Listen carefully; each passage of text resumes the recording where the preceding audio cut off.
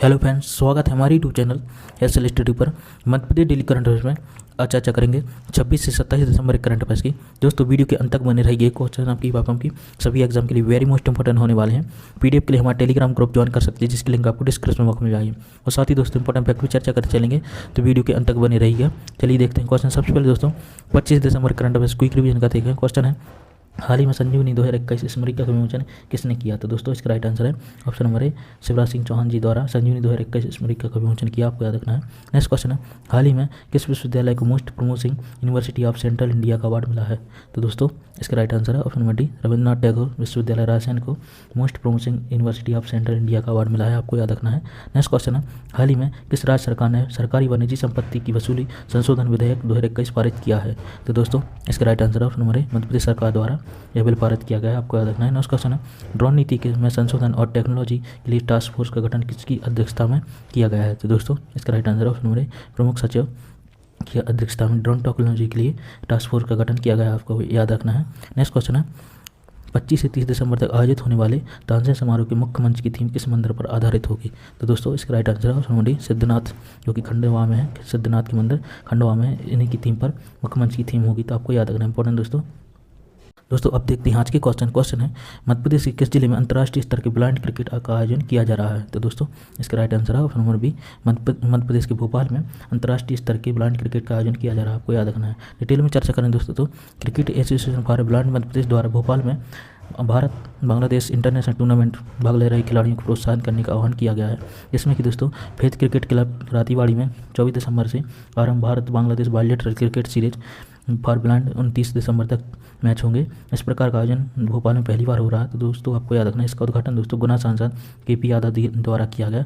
और cricket association for the blind के अध्यक्ष श्री राघवन शर्मा जी और लोकन पराशर जी। तो आपको याद रखना है। इसके अलावा दोस्तों मध्य प्रदेश की पहली खेल नीति 1989 में आई थी। आपको याद रखना है। और नवीनतम खेल नीति 2005 में। तो आपको याद रखना है। इसके अलावा दोस्तों इंपॉर्टेंट फैक्ट के बारे में चर्चा करें तो दोस्तों मध्य प्रदेश में खेल एवं कल्याण विभाग की स्थापना दोस्तों 1975 में की गई थी। आपको याद होगा। इसके अलावा दोस्तों मध्य प्रदेश का राजकीय खेल मलखम्ब है, जिसको 2013 में घोषित किया गया था, यानी राजकीय खेल घोषित किया गया था। आपको याद रखना है।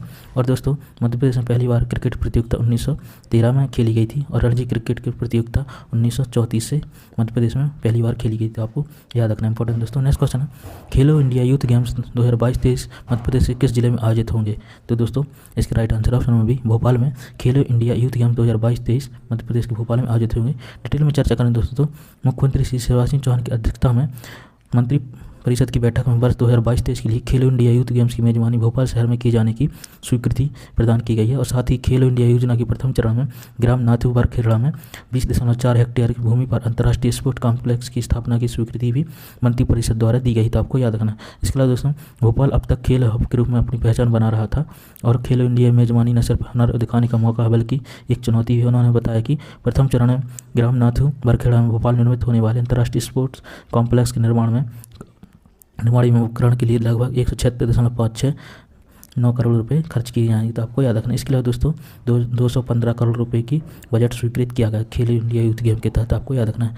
अब बात करें दोस्तों खेलो इंडिया यूथ गेम्स के बारे में, तो दोस्तों इसका प्रथम संस्करण 2018 में दिल्ली में आयोजित किया गया था। तो आपको याद रखना है, इंपॉर्टेंट दोस्तों। इसके अलावा दोस्तों दूसरा संस्करण 2019 में महाराष्ट्र में पुणे में, और तीसरा संस्करण 2020 में दोस्तों असम के गुवाहाटी में, और चौथा संस्करण दोस्तों प्रस्तावित है हरियाणा के पंचकुला में, जो कि 2021 के खेलो यूथ गेम्स होंगे पंचकुला के हरियाणा में। तो आपको याद रखना इंपॉर्टेंट है। इसके अलावा दोस्तों पाँचवें नंबर के संस्करण भोपाल में 2022-23 के लिए आयोजित होने प्रस्तावित है। ये भी आपको याद रखना इंपॉर्टेंट दोस्तों। नेक्स्ट क्वेश्चन है, राष्ट्रीय कालिदास सम्मान 2013-14 के लिए किसे अलंकृत किया गया है? तो दोस्तों इसका राइट आंसर है ऑप्शन नंबर सी, यानी इन दोनों जनों को पंडित कार्तिक कुमार और पंडित विक्कू विनायक करम जी को 2013-14 के लिए कालिदास सम्मान से अलंकृत किया गया। आपको याद रखना। डिटेल में चर्चा करें दोस्तों, तो राष्ट्रीय तानसेन अलंकरण एवं कालिदास सम्मान की राशि बढ़कर 5-5 लाख रुपए की जाएगी। तो आपको याद रखना। इसके अलावा दोस्तों मुख्यमंत्री ने ग्वालियर में 97वें तानसेन सम्मान समारोह के शुभारंभ और कार्यक्रम संबोधित किया। और हजारीबाग स्थित संगीत सम्राट तानसेन की उपाधि के समीप सिद्धेश्वर मंदिर ओमकारेश्वर की थीम पर बने भव्य एवं आकर्षक मंच पर समारोह के शुभारंभ कार्यक्रम में देश के सुप्रतिष्ठित सितार वादक पंडित कार्तिक कुमार मुंबई, जो कि सुविख्यात घटम वादक पद्म भूषण पंडित विक्कू विनायकरम चेन्नई जी को क्रमशः 2013-14 के लिए कालिदास सम्मान से अलंकृत किया गया था। आपको याद रखना इंपॉर्टेंट दोस्तों। अब बात करें दोस्तों तानसेन सम्मान समारोह के बारे में, यानी तानसेन समारोह के बारे में, तो दोस्तों इसकी स्थापना 1950 से अब तक मनाया जा रहा है और दोस्तों यह ग्वालियर में 4 दिन तक मनाया जाता है। आपको याद रखना है। और दोस्तों इसका पहला सम्मान कृष्णा राव पंडित जी को 1980 में प्रदान किया गया था और 2019 का पंडित विद्याधर व्यास जी को, जो कि भारतीय हिंदुस्तानी शास्त्रीय गायक थे, और 2020 का पंडित सतीश व्यास जी को, जो कि संतूर वादक थे। तो आपको याद रखना है। अब बात करें दोस्तों मध्य प्रदेश की प्रमुख महोत्सव और समारोह के बारे में, तो दोस्तों खजुराहो नृत्य समारोह खजुराहो में, मालवा उत्सव इंदौर में, मध्य प्रदेश समारोह दिल्ली में, ध्रुपद समारोह भोपाल में, बालकृष्ण नवीन समारोह शाहजहाँपुर, सुभद्रा कुमारी चौहान समारोह जौलपुर में, जल महोत्सव हनुमंतिया खंडवा में। दोस्तों आपको याद रखना है। इसके अलावा दोस्तों कालिदास सम्मान समारोह उज्जैन 1958 से आयोजित किया जा रहा है और कुमार गंधर्व समारोह दोस्तों देवास में। तो आपको याद रखना इंपॉर्टेंट है। नेक्स्ट क्वेश्चन है, एशिया का सबसे बड़ा फर्नीचर क्लस्टर किस शहर में विकसित होगा? तो दोस्तों इसका राइट आंसर है ऑप्शन बी, इंदौर में एशिया का सबसे बड़ा फर्नीचर क्लस्टर विकसित होगा। आपको याद रखना है। डिटेल में चर्चा करें दोस्तों। सूक्ष्म लघु उद्यम विकास विज्ञान एवं प्रौद्योगिकी मंत्री ओम प्रकाश सकलेचा ने कहा कि प्रदेश के 6 नए फ्रूट वेजिटेबल क्लस्टर स्थापित किए जा रहे हैं। एशिया का सबसे बड़ा फर्नीचर क्लस्टर इंदौर के वेटवा में स्थापित किया जा रहा है। तो आपको याद रखना है।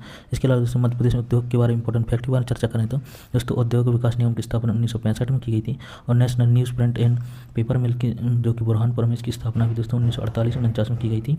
और वीना तेल रिफाइनरी, जो कि सागर में स्थित है, इसकी स्थापना 1995 ओमान के सहयोग से की गई थी। तो आपको याद रखना है।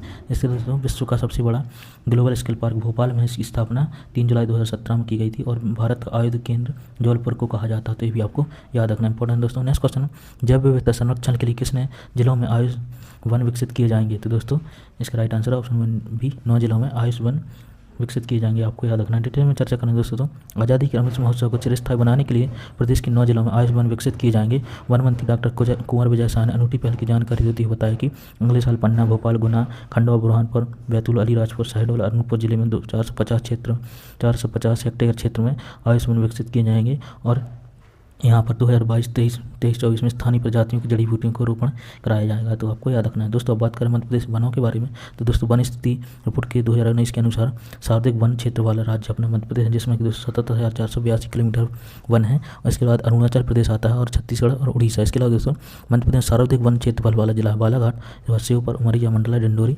और न्यूनतम वन क्षेत्र वाले जिले हैं उज्जैन, रतलाम, शाजापुर, भिंड, राजगढ़। और मध्य प्रदेश वन विकास निगम की स्थापना 1975 में की गई थी। वन अनुसंधान संस्थान देहरादून का क्षेत्रीय कार्यालय दोस्तों मध्य प्रदेश के जौलपुर में। तो आपको याद रखना है। और मध्य प्रदेश के वनों का राष्ट्रीयकरण 1970 में किया गया था। आपको याद रखना है। इसके अलावा दोस्तों इसमें भी सर्वप्रथम तेंदुपत्ता का राष्ट्रीयकरण किया गया था। आपको याद होगा। इसके अलावा दोस्तों मध्य प्रदेश सर्वाधिक सागौन के वृक्ष पाए जाते हैं वनों में। तो आपको याद रखना इंपॉर्टेंट दोस्तों। कल आपसे क्वेश्चन पूछा था 25 से 30 दिसंबर तक आयोजित होने वाले तानसेन समारोह के मुख्य मंच की थीम किस मंदिर पर आधारित होगी? तो दोस्तों इसका राइट आंसर था ऑप्शन डी, सिद्धनाथ मंदिर की थीम की मंच की थीम होगी। आपको याद रखना है। आज के लिए आपके क्वेश्चन है, Khelo India youth games 2022-23 Madhya Pradesh के किस जिले में आयोजित होंगे? तो दोस्तों इसका राइट आंसर कमेंट बॉक्स में देना है। दोस्तों यह था हमारा करंट अफेयर्स का वीडियो। आपको कैसा लगा कमेंट करके जरूर बताइएगा। आई होप आपको पसंद आया होगा। दोस्तों अभी तक आप हमारे चैनल को सब्सक्राइब नहीं किया है तो सब्सक्राइब कर लें। वीडियो को लाइक जरूर करें दोस्तों। अपने दोस्तों के साथ शेयर जरूर करते रहें। चलिए मिलते हैं नेक्स्ट वीडियो में ऐसे important current affairs. Thanks for watching. Vande Mataram.